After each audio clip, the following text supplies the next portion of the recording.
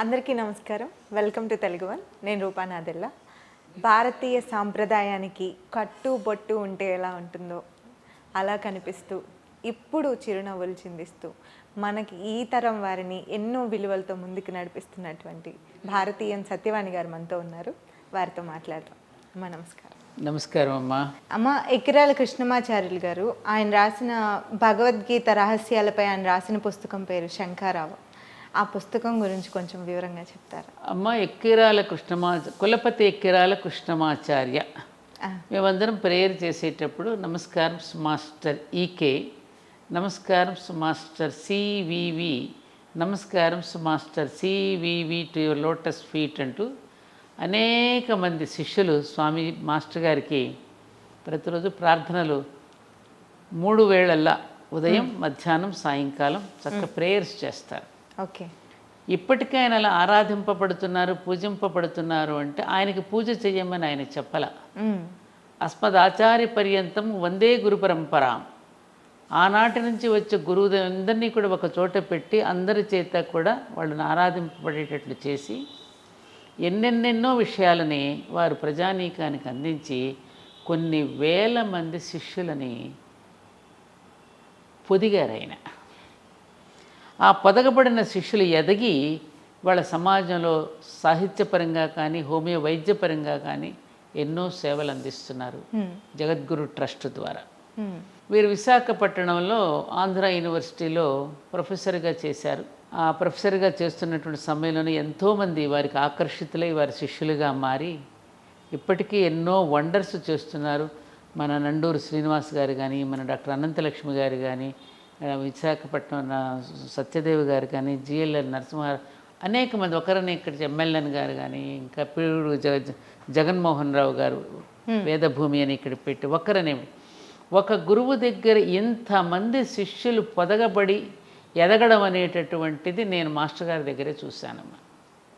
ఆ మహానుభావులు అందించినటువంటి పుస్తకాలు, ఒక పుస్తకాన్ని గురించి నేను ఏమని చెప్తాను, ఆయన భాగవత రహస్యాలైన, ఆయన పురాణ పురుషుడు, పురుషమేధం, ఇంకా ఆయన రాసినటువంటి పుస్తకాలు చాలా ఉన్నాయి, అద్భుతమైనటువంటి గ్రంథాలు ఉన్నాయి. మాస్టర్ గారు నేను డైరెక్ట్గా దర్శించుకోలేదు, కానీ వారి సాహిత్యం ద్వారా నాకు పరిచయం మాస్టర్ కృష్ణస్వామి గారి ద్వారా నాకు పరిచయం అయ్యారు ఏమ్మా. అలాగే ఆ ట్రస్టును మళ్ళీ వారి కుమారులైన అనంతకృష్ణ గారు, మొన్నటి వరకు పార్వతీ కుమార్ గారు విశాఖపట్నంలో వాళ్ళు నిర్వహించారు. ఆ తర్వాత ఇంకా వారి పరంపరలో వస్తున్న వాళ్ళు నడుపుతున్నారు. వారి కుమారుడు అనంతకృష్ణ గారు, వీరందరూ కూడా జగద్గురు ట్రస్ట్ను ముందుకు తీసుకువెళ్తున్నారు. అనేక పట్టణాలలో మాస్టర్ గారి యొక్క శిష్య బృందం ఎక్కడ బయటికి ఏమి ఎక్స్పోజ్ కారు. వారు మెహదీపట్నంలో ఉన్నారు. ఆడపిల్లలు, స్త్రీలు, గృహిణులు, వాళ్ళు వేదం చదువుతారమ్మా. ఎంత స్వరయుక్తంగా చదువుతారో. వాళ్ళ నారాయణీయం అనేటువంటి యజ్ఞం చేస్తుంటే ఒక్కసారి నేను అలా స్థాణువునైపోయి ఆ స్వరయుక్తంగా వాళ్ళు చేస్తున్న యజ్ఞాన్ని చూస్తే ఏ పండితులు వేరు ముందు పనికొస్తారనిపించింది. అట్లా ఎంతోమందికి ప్రేరణనిచ్చి ఒక గొప్ప గురుస్థానంలో నిలబడ్డారు మాస్టర్ గారు. కేవలం మన భారతదేశంలోనే కాదమ్మా, ఖండాంతరాలలో కూడా మాస్టర్ గారి ఒక ఇది ఉంది. పాక్ పశ్చిమ సమయంలో అక్కడ ఆ దేశాలకు వెళ్ళి మన భారతీయతను వాళ్ళకి పరిచయం చేసి భగవద్గీతకి, బైబిల్కి భాష్యం చెప్పి తెల్లవాళ్ళందరినీ కూడా అలా చతికిలబడేటట్లు చేసి ఎంతో లక్షల మంది ఫాలోయర్స్ మాస్టర్ గారు. మామూలు కాదు వారు. వారు కారణజన్ములు. వారి కుటుంబంలో అనేక మంది ఆ విధంగానే ఉన్నారు. మాస్టర్ గారు పుస్తకం మీదే కేవలం నీకు కావాలి అంటే దాన్ని సపరేట్గా ఒక పుస్తకం మీద పరిశీలన చేసి దాని మీద డిస్కస్ చేయాలంటే సమయం మనకు సరిపోదు. కాబట్టి తొలి పరిచయంగా నీకు మాస్టర్ గారి గురించి విధంగా నేను పరిచయం చేయడం జరుగుతుంది. ముఖ్యంగా భాగవత రహస్య ప్రకాశం కానీ, శంఖారావం, ఇంకా ఈకే మాస్టర్ గారు చేసినటువంటి సేవల పుస్తకం మీద మాస్టర్ గారి గురించి ఇతరులు రాసినటువంటి గ్రంథాలు అనేకం ఉన్నాయి. ముఖ్యంగా పురుషమేధం ఒకటి, పురాణ పురుషుడు ఒకటి చాలా అద్భుతంగా ఉంటుంది మాస్టర్ గారిది. అలాగే రామాయణం మీద రాసినటువంటి ఒక పుస్తకం, పేర్లు నాకు సడన్గా, నాకు ఇప్పుడు నువ్వు సడన్గా అడిగావు కాబట్టి నాకు గుర్తు రావట్లేదు. ఇలా అనేక గ్రంథాలు ఉన్నాయి మాస్టర్ గారు. ఒకటంటే గుర్తుపెట్టుకోవచ్చు. ఒకటనేమిటి, ప్రతి వాక్యం కూడా చాలా, ఒక్కొక్క మాట మాస్టర్ గారు మాట్లాడే ప్రతి మాట కూడా మనల్ని రియలైజేషన్ వైపుకి తీసుకెళ్తుంది, అవునండి. రిలాక్సేషన్ వైపుకి తీసుకువెళ్తుంది. అదొక ధ్యానం. అంత సింపుల్గా మ్మ్. అంత పెద్ద పుస్తకంలో ఉన్నటువంటి ఎస్సెన్స్ని ఒక వాక్యంలో మనకు చెప్పి మనల్ని మేలుకొల్పే స్థితికి తీసుకువెళ్ళగలుగుతాం, ఒక్క వాక్యంలోనే చెప్పేయగలుగుతారు. ఫర్ ఎగ్జాంపుల్ వారి శిష్యులు ఉన్నారు స్వామి, జీవితం నలగడానికి కాదు ఉన్నది, ఈ భూమి మీద మానవుడు మాధవుడై వెలగడానికి. ఎంత బాగుంది, ఎంత బాగుంది.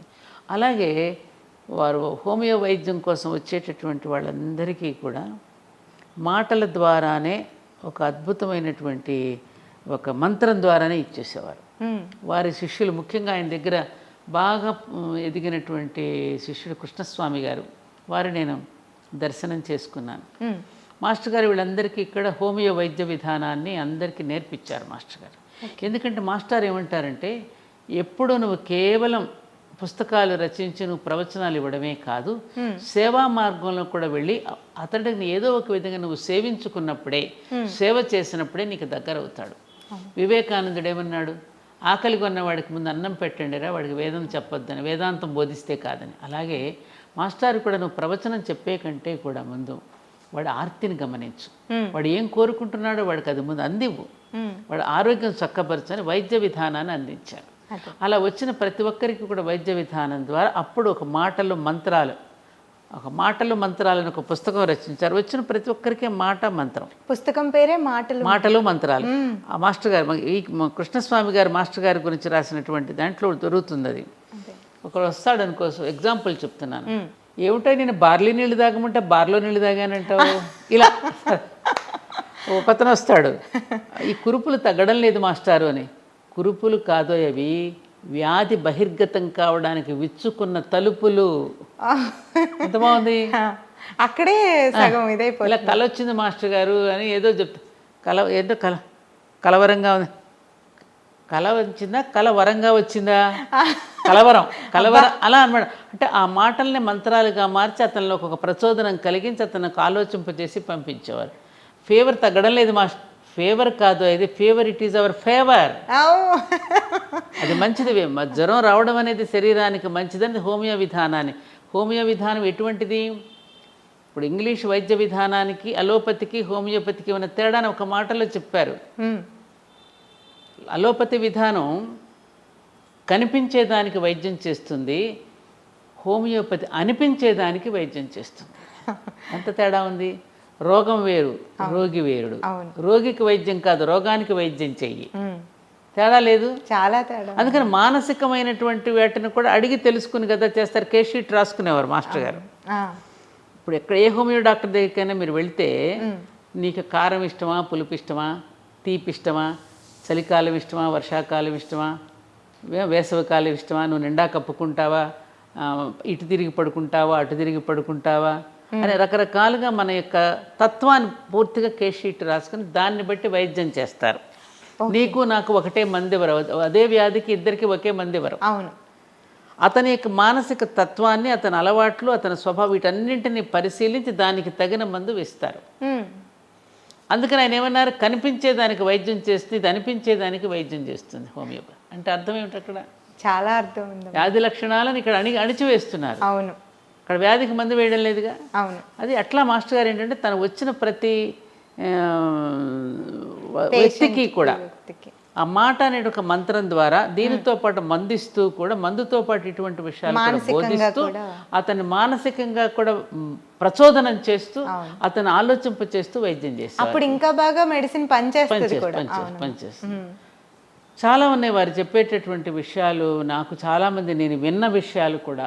ఒకసారి ఇక్కడ పుస్తకంలో విశాఖపట్నంలో ఒక ఆయన నాకు చెప్పింది, ఒకసారి ఒక అతను రోడ్డు మీద వెళుతూ తోటకూరమ్మ తోటకూర అని అమ్ముకుంటూ వెళ్తున్నట్ట. వెళ్తూ ఉంటే భార్య, ఆయనకు షేవింగ్ చేసుకుంటున్నారంటే మాస్టర్ గారు. ఆ కేక విని భార్య అని పిలిచి, ఆ అబ్బాయిని పిలిచి తోటకూర మొత్తం నువ్వు తీసేసుకో అన్నారట. నేనేం చేసుకోనండి అంత తోటకూర, అంతెందుకు మనకి, నేను చెప్తున్నాను కదా నువ్వు తీసుకో అన్నారు. పాప పిలిస్తే తట్ట కిందకి దింపి తోటకూర అంతా గుమ్మలో పెట్టేసిన వెళ్ళిపోయింది. కొద్ది క్షణాలకి అతను చనిపోయాడు. అది మాస్టర్ గారికి తెలిసింది. అతని యొక్క తోటకూరమ్మ తోటకూర ఆ స్వరంతోనే అతనికి ఎక్కువ క్షణాలు అనేది తెలుసుకుని మ్మ్. మాస్టర్ గారు అతనికి ఆ బరువును తగ్గించాలని చెప్పేసి ఆ తోటకూర మొత్తం తీసుకుని డబ్బులు ఇచ్చేయమని చెప్పారు. అబ్బా. అంతటి గొప్ప శక్తి ఉన్నటువంటి మహానుభావులు మాస్టర్ చాలా ఎకరాల గొప్ప కృష్ణమాచార్యులు విషయం గారమ్మ. స్వరంతోనే అర్థం చేసుకోవడం అంటే మరి హోమియో అదే కదా, దాంతోనే కదా వాళ్ళు అర్థం చేసుకొని చేసేస్తారు. హోమియో అయినా మన ఆయుర్వేదం అయినా ఇవన్నీ కూడా దానితోనే. ఎందుకంటే మనకి సప్త ధాతువులు, షట్చక్రాలు మ్మ్. ఇవన్నీ ఉన్నాయి కదా. అవును. సూక్ష్మ శరీరం, మ్మ్. స్థూల శరీరం, కారణ శరీరం, ఇవన్నీ మనకు తెలుసు కానీ ఇంగ్లీష్ వాడికి తెలియదు కదా. తెలీదుగా. సప్తధాతువులు అంటే వాళ్ళకి తెలుసా? టాబ్లెట్లు ఇచ్చేస్తారు అంతే. షట్చక్రాల గురించి వాళ్ళకి తెలుసా? తెలీదు. పంచకోశాల గురించి వాళ్ళకి తెలుసా? తెలీదమ్మా. ఏమ్మా? తెలీదు. అందుకని వాళ్ళ వైద్యం వేరు. అవును. మనకి లోపల ఉన్నటువంటి అన్నింటికీ కూడా వైద్య విధానం మన భారతీయ వైద్య విధానం. అవును. అలాంటి భారతీయ వైద్య విధానంతో పాటు మన భారతీయ సంస్కృతిని, మన భారతీయ ఇతిహాస పురాణ గాథలని కూడా నేటి తరానికి కావలసిన సమన్వయాన్ని, ఒక డైమెన్షన్స్ అంటారే, అలా అందించగలిగింది ఒక్క మాస్టర్ గారేనమ్మా. నేను చూసినంత వరకు, నాకు తెలిసినంత వరకు మ్మ్. ఇవాళ ఉన్నటువంటి యువతకు అర్థమయ్యేలాగా చెప్పగలిగింది మాస్టర్. అబ్బా. చాలా గొప్ప విషయాలు తెలుసుకున్నాను ఈరోజు. నేను చాలా కొత్త కొత్త విషయాలు తెలుసుకున్నాను.